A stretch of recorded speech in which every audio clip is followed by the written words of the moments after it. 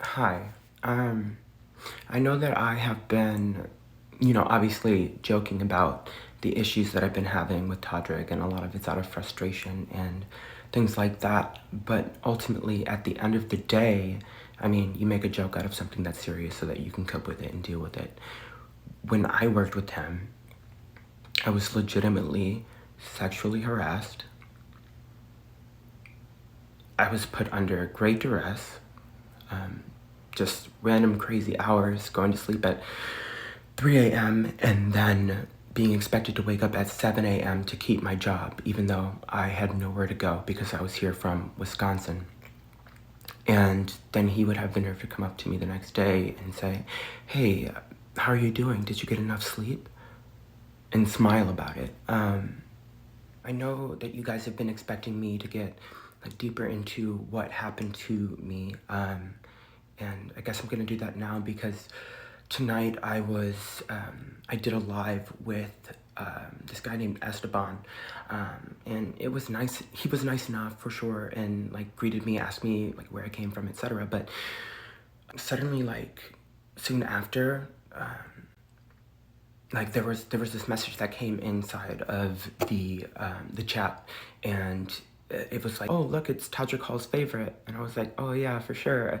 And so he's like, "Oh, why'd you say that? Why'd you bring that up?" And I just thought to myself, well, why'd you come into my chat and literally wait for somebody to join and say, "Oh, hey, why this?"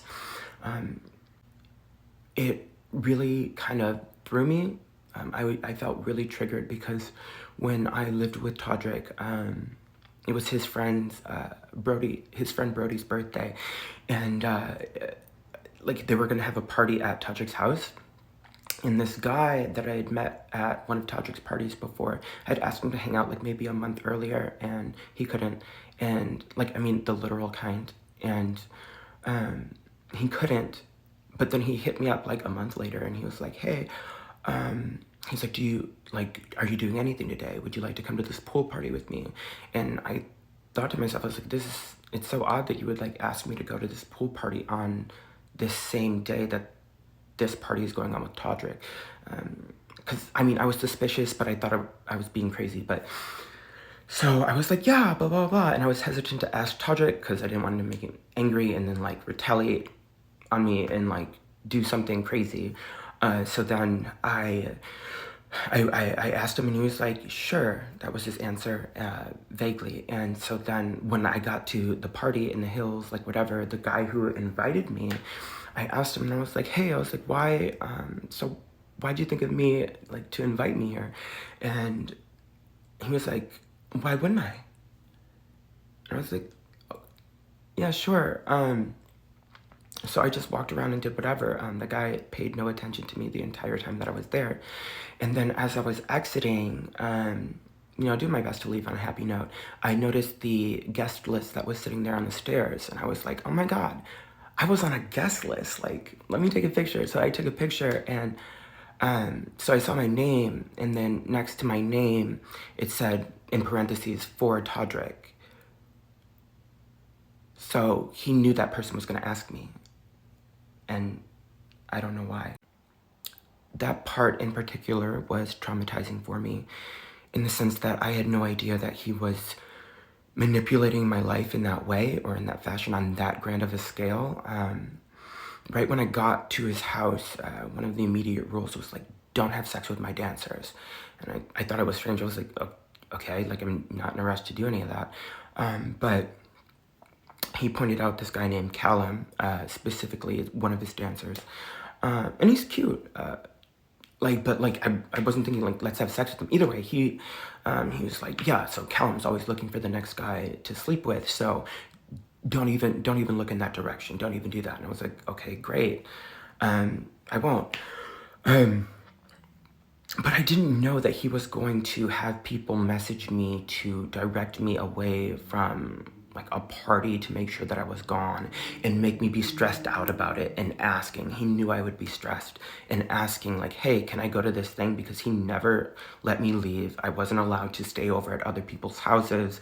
I had to stay in the house. I was always there. I could go out, but I had to be sometimes I could go out, but I'd had to be awake at like 7 a.m. or he threatened to fire me. Like, oh, he's like, well, I'd hate for you to get home too late and then, you have no place to go.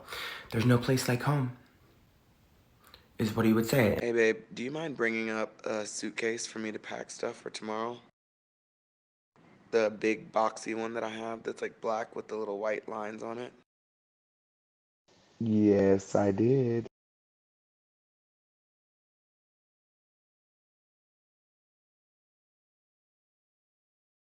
I didn't get it at first until like later when I caught on that like he was legitimately just gaslighting me into thinking that he was being a nice and genuine person to me. Like, did you literally just throw a Wizard of Oz like phrase at me to threaten me of going home? I drove across the United States to work for you. I was a big fan at the time, and this is what you're doing? I don't understand. So now when I went into this live with this guy, he was acting like, oh, well, we're not going to talk about Todrick. We're not going to talk about Todrick. But the moment that somebody else came into the chat or the live to say, oh, like, Todrick's favorite, and I read it out loud, and he was like, oh, why did you say that? Like, what was that about?